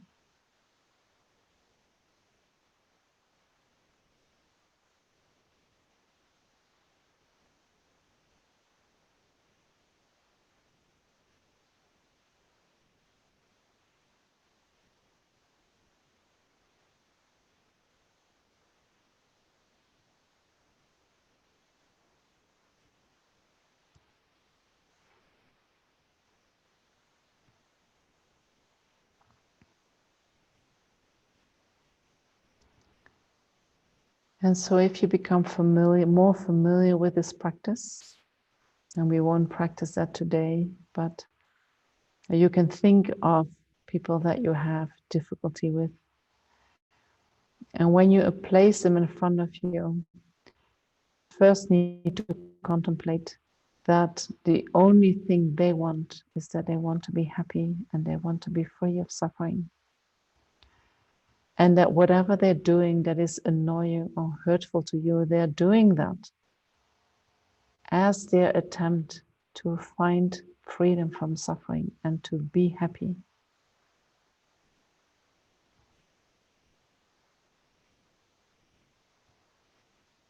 And so then when you imagine that they are happy and that they have what they need, they most likely are not so annoying anymore. They might stop doing these actions because they have everything they need.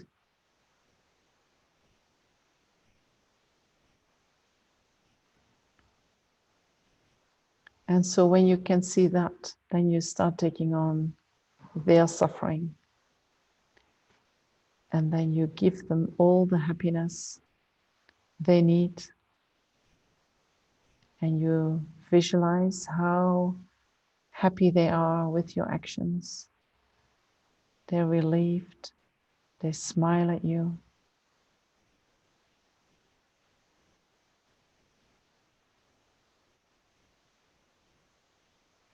And you practice that over and over until you can smile back to that person.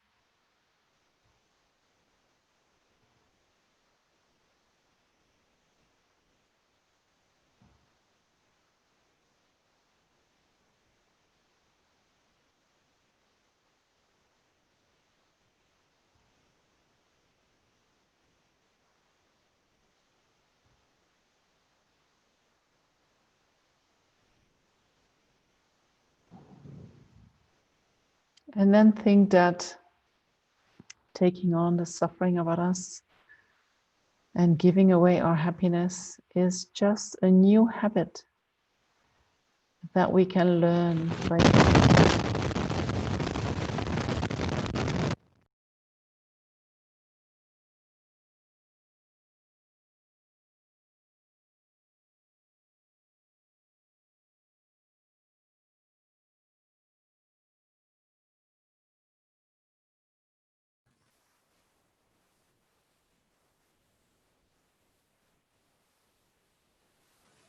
And so if you can feel how it makes you feel good, and then you contemplate it as just a habit. You had a habit of holding on to your happiness and pushing away your suffering, and you just change that habit. And so you need training. You need to do this over and over again. And then this will become your second nature. This will become what you start doing automatically. And then every moment you do this practice, you create the causes for happiness. Every moment. So easy.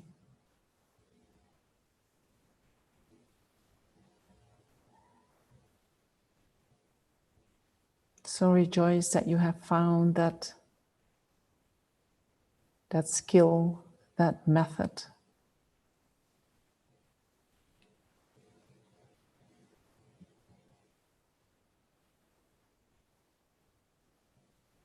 And maybe you want to make it kind of,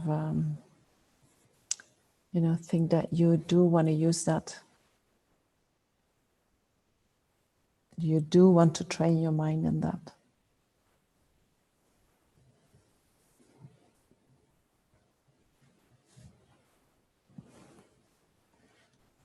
I don't want to say make a kind of commitment, but you can make some kind of determination what you would like to do with this.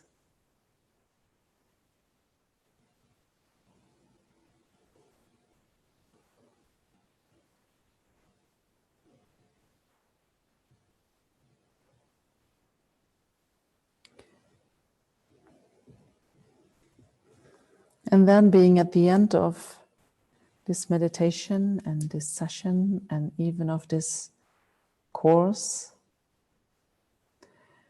you visualize all the positive energy that we have created, generated in the last week in the form of white light coming to your heart.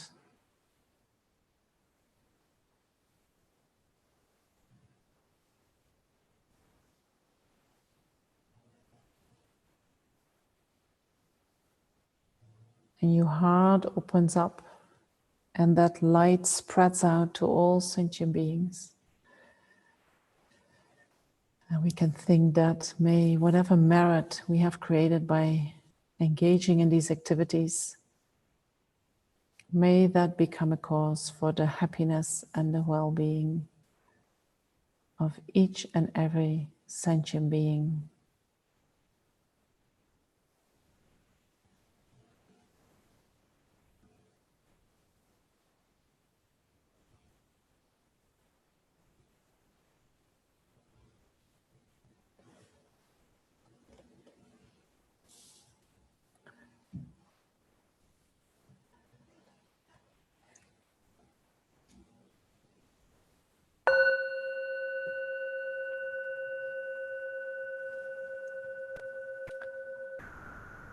And then I want to thank you very, very much for having been here. I think that you all came again and again every day, most of you twice a day. I find that incredible that you have that, what is it? The patience and the inspiration and perseverance to do this again and again. And I greatly respect that.